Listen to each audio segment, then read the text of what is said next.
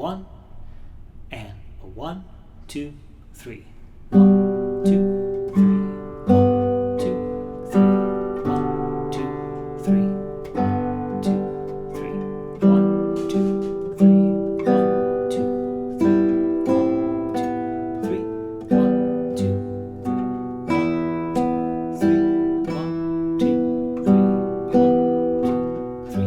1, 2, 3. 1,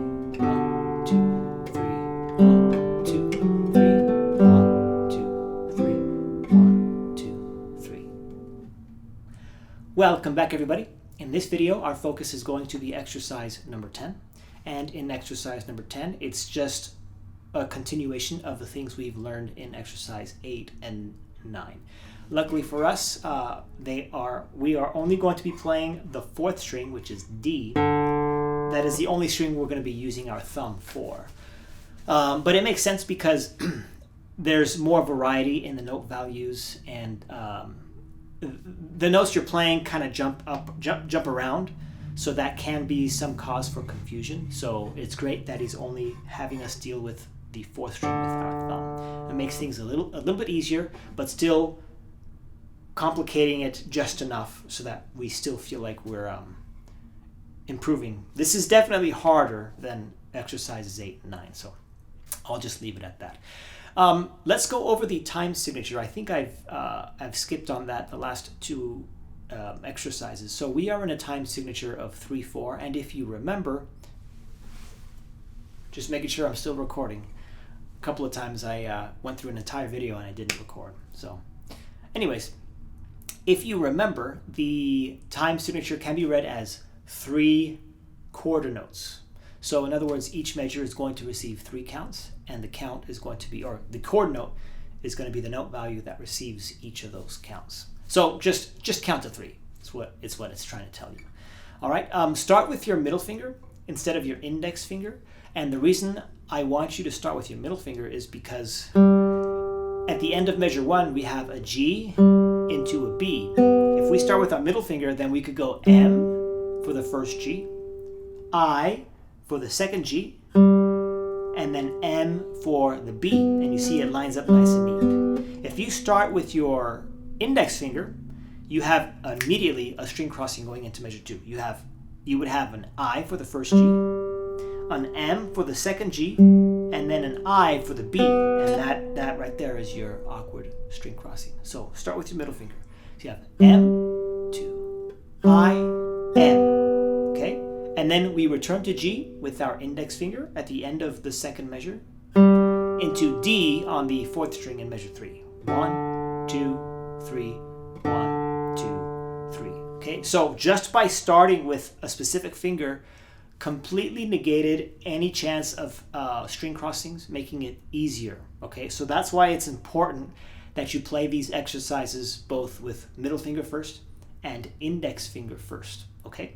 And of course, always play these exercises free strokes for I and M, and rest strokes for I and M. Thumb, it'll depend on the bass notes, which note you have to rest, okay?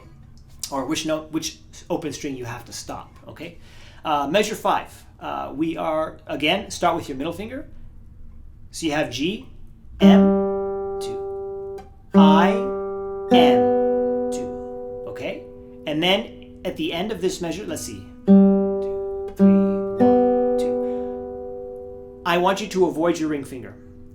Ring finger is mostly for arpeggio stuff. If you're playing single lines, or a single melodic line, most of the time it'll just be alternating between I and M. So don't use your ring finger for the first string open. Don't use your ring finger for this exercise, okay? So let's see. Again, let's return to measure 5, starting with the middle finger. I, 2. I'm sorry. Starting with the middle finger, 3, 1, 2, 3, M, 2, I, M, 2, I, M. There's an awkward string crossing there. You play B with your middle finger, and then you play E, that first E, at the end of measure 6 with your index finger, and then you play the dotted half note E with your middle finger, okay? And then you play the B at the end of, or on measure 8 with your index finger, okay? Okay, so that's one instance of string crossing for the first 8 measures. Probably more if you had started with the index finger. All right, going into measure 9, we have we can at this point we could reset. Let's see, what did we finish off with? Index, I think. So you could reset and play index again if that was the right decision to make moving forward. Okay. If not, then you would just play with the, then you would just continue the alternation between the index and the middle finger.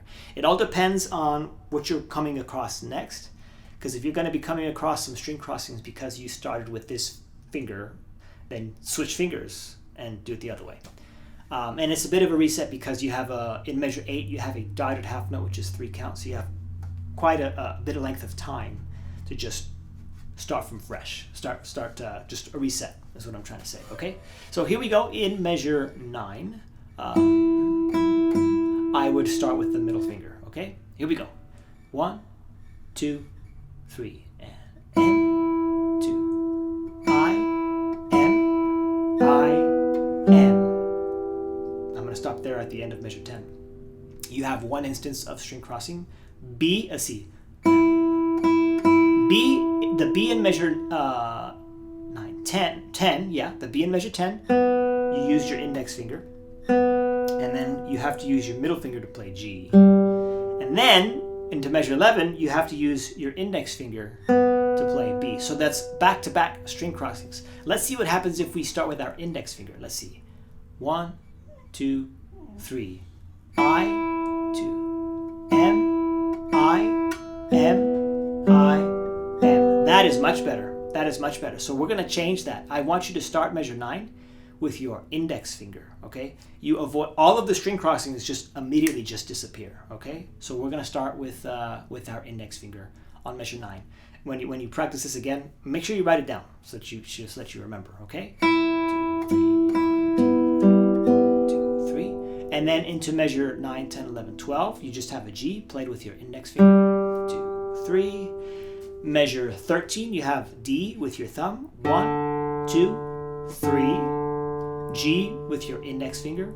1, 2. B with your middle finger.